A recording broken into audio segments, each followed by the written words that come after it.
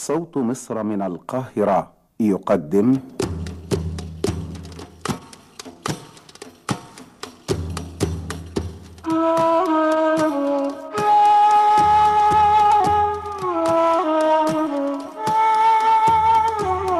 في طريق النور، تصحبكم فيه إيمان علوي.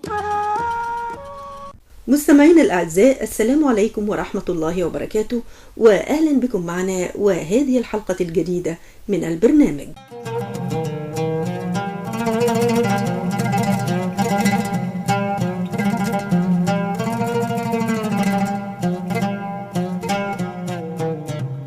إخوة الإيمان، اهتم القرآن الكريم بأمر اليهود في آيات عديدة، وتحدث عن صفاتهم الذميمة وذكر أكثر من 24 صفة، ولكن لا يتسع الوقت لتغطية هذه الصفات مع فضيلة الشيخ ماهر خضير ضيف حلقة اليوم. لذلك سنقتصر على بعض الصفات التي يختارها فضيلته. أهلا بفضيلتك. اهلا وسهلا بحضرتك. فضيلة الشيخ، بداية كده تحب ايه ابرز صفات اليهود او طبائعهم التي تحدث عنها القرآن الكريم في آياته؟ الحمد لله رب العالمين، والصلاة والسلام على سيد الخلق وامام المرسلين سيدنا محمد النبي الأمي الصادق الوعد الأمين. اللهم صل وسلم وزد وبارك عليه صلاة وسلاما دائمين متلازمين إلى يوم الدين، وبعد. لقد أوضح القرآن الكريم صفات اليهود وجلاهم لنا في أكثر من آية في القرآن. وضح لنا متنون صفات اليهود وأظهرها لنا من منطلق قول الله عز وجل إن هذا القرآن يهدي للتي هي أقوى، ومن منطلق قول الله عز وجل ما فرطنا في الكتاب من شيء، أي أن الله سبحانه وتعالى أوضح لنا كل شيء في القرآن الكريم عن اليهود وعن صفات اليهود وعن طبائع اليهود. نكتفي أن نتحدث اليوم عن 3 صفات من هذه الصفات التي ذكرها وأوضحها لنا ربنا تبارك وتعالى في الكتاب الكريم. منها صفة الكذب عند اليهود. نعم. الكذب تلك الصفة الذميمة، وهي عدم مطابقة الخبر للواقع، وهو خلق ذميم وانحراف مدمر ومرض خطير.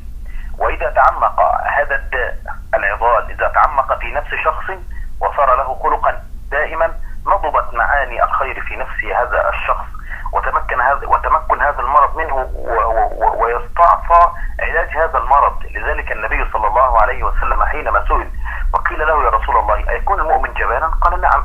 يا رسول الله يكون المؤمن بخيلا؟ قال نعم. يا رسول الله يكون المؤمن كذابا؟ قال لا، يطبع المؤمن على الخصال كلها إلا الكذب والخيانة. يعني هي منافية تماما للإيمان. نعم، صفة ذميمة من أذم الصفات على الإطلاق. لذلك ربنا تبارك وتعالى حينما يتكلم عن الكذب وعن أي قوم يذكرهم ويلعنهم، تجد أن صفة الكذب ملازمة لهم واستحقوا اللعنة والطرد من رحمة الله عز وجل بسبب استمرائهم في صفة الكذب. سنجد أن اليهود الكذب تمثل فيهم أينما كانوا، ومارسوا الكذب في كل حياتهم وفي كل المجالات. افتروا كذبا على كل من تعاملوا معه، فلقد كذبوا على الله سبحانه وتعالى، وكذبوا على أنبياء الله عز وجل، وكذبوا على الصالحين، وكذبوا على الأمم الأخرى غيرهم. فالكذب صار عندهم يعني صفة ملازمة لهم. لكن العجيب ازاي واحد يكذب على ربنا؟ الكذب اليهود الذين سلكوه مع الله عز وجل أنهم نسبوا إلى الله وتقولوا على الله عز وجل وقالوا أمورا ونسبوها إلى الله عز وجل، يعني يقولون بأن الله سبحانه وتعالى فضلهم على سائر الخلق وأنهم شعب الله المختار، بل يقولون بأن الله سبحانه وتعالى لم يميز إلا هم.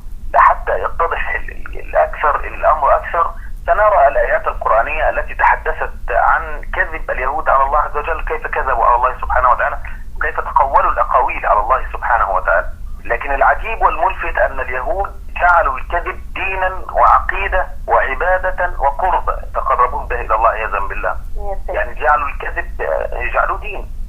أشار القرآن الكريم في مجموعة من الآيات كثيرة جدا عن بعض أنواع أكاذيب اليهود.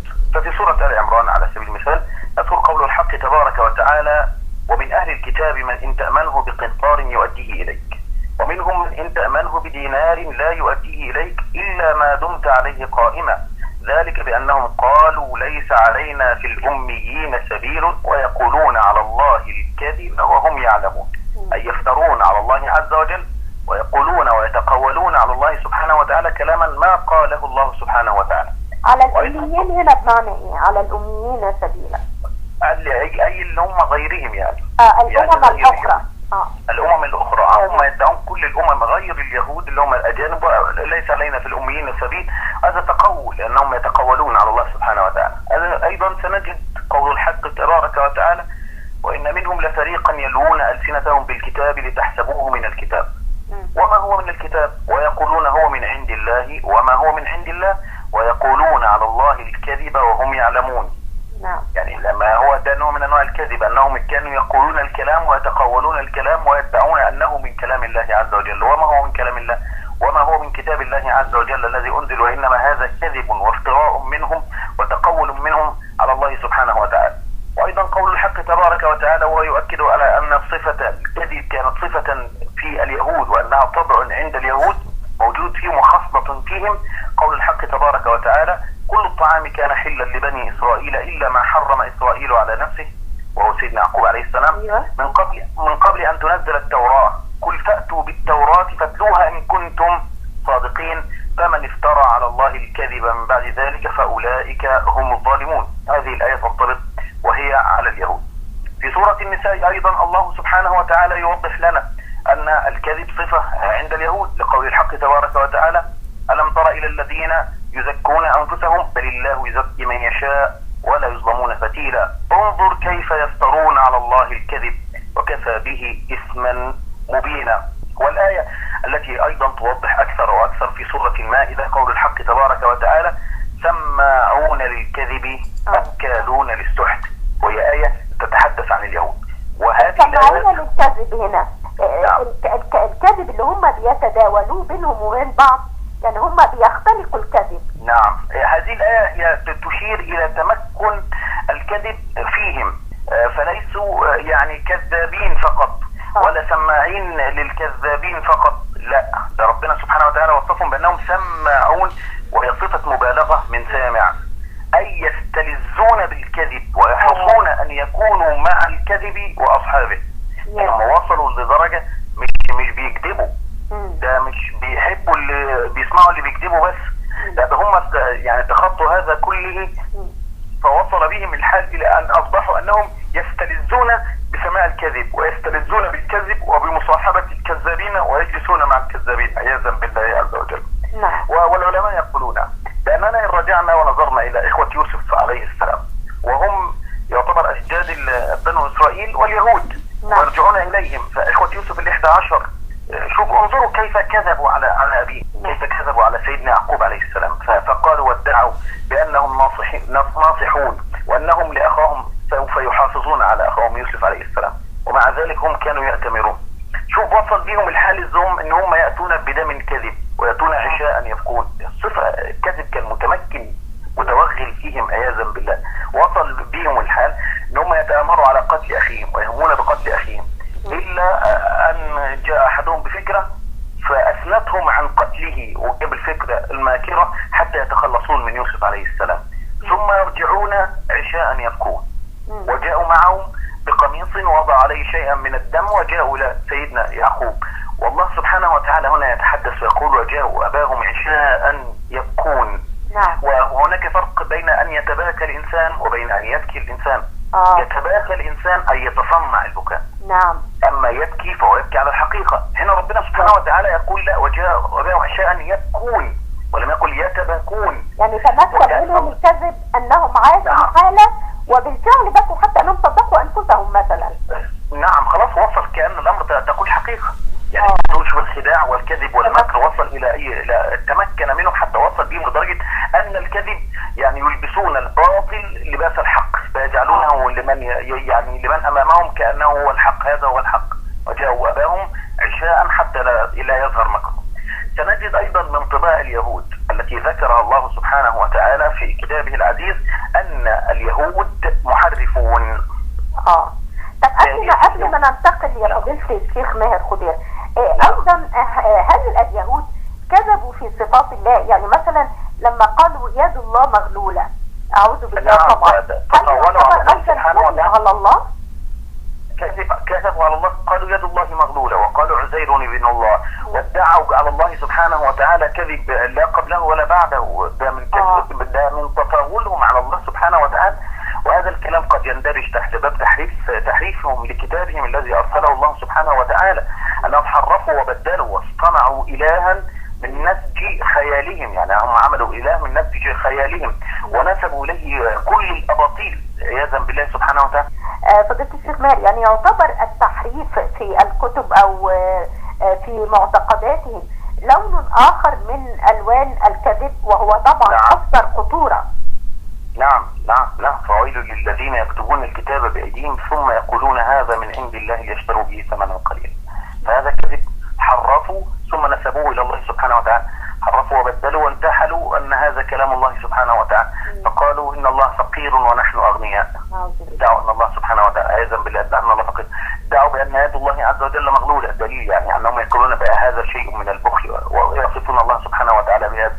دعوا أن عزيرا ابن الله، ادعوا ان الله سبحانه وتعالى يتعلم من التلمود ويعلم الانبياء التلمود. ادعوا ان الله سبحانه وتعالى يلعب مع الحوت، يعني لو 3 ساعات يلعب مع الحوت. ادعوا اكاذيب وافتروا على الله سبحانه وتعالى في كتبهم اباطيل وجرأة على الله سبحانه وتعالى لم يسبق لها مثيل على الاطلاق، لان هذا ديدا اليهود، طبعهم الكذب والافتراء على الله سبحانه وتعالى. في نفس المنوال كذبوا على انبياء الله عز وجل كما تكلمنا وتحدثنا في الحلقة الماضية. ادعوا على سيدنا نوح، ادعوا على سيدنا ابراهيم، ادعوا على كل الانبياء.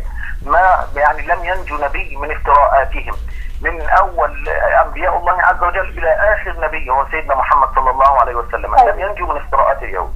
فضيلة الشيخ ماهر، ما الذي كان يدفعهم الى هذا، او ما هي الفائدة التي ستعود عليهم من كثرة هذا الكذب؟ يعني هل هم يظنون انهم افضل من الانبياء مثلا حين يدعون هذه الافتراءات؟ يدعي اليهود انهم شعب الله المختار، وانهم افضل الخلق، وان الرب لا يدبر الا امور اليهود. يعني الرب بس لليهود بس، هو يعني الرب لا يقضي الا حاجات اليهود. اما بقى مكنون لماذا اليهود يفعلون هذا الامر، ولماذا هذا الحقد، ولماذا هذا كله، هذا كله لو نظرنا في كتاب الله سبحانه وتعالى سنجد ان الله سبحانه وتعالى في سورة النساء أجاب لنا: ألم تر إلى الذين أوتوا نصيبا من الكتاب يؤمنون بالجبت والطاغوت ويقولون للذين كفروا هؤلاء أهدى من الذين آمنوا سبيلا أولئك الذين لعنهم الله ومن يلعن الله فلن تجد له نصيرا أم لهم نصيب من الملك فإذا لا يؤتون الناس نقيرا أم يحسدون الناس على ما آتاهم الله من فضله فقد آتينا آل إبراهيم الكتاب والحكمة وآتيناهم ملكا عظيما. هم حسدوا إبراهيم وآله عما أعطاهم الله من الكتب أو الملك أو ما إلى ذلك.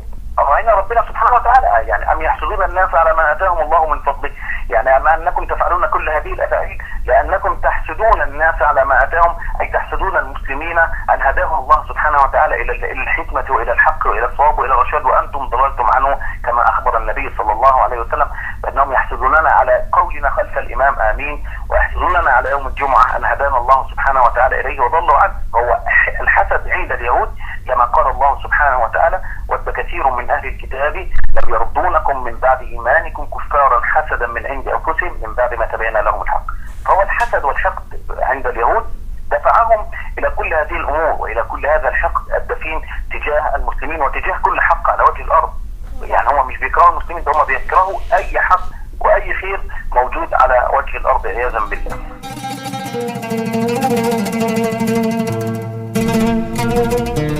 إخوة الإيمان، إلى هنا نصل إلى ختام لقائنا مع ضيف حلقة اليوم فضيلة العالم الأزهري الشيخ ماهر خضير. أشكركم وأشكر حسن مبروك من الهندسة الإذاعية، ودائما معكم في طريق النور إيمان علوي.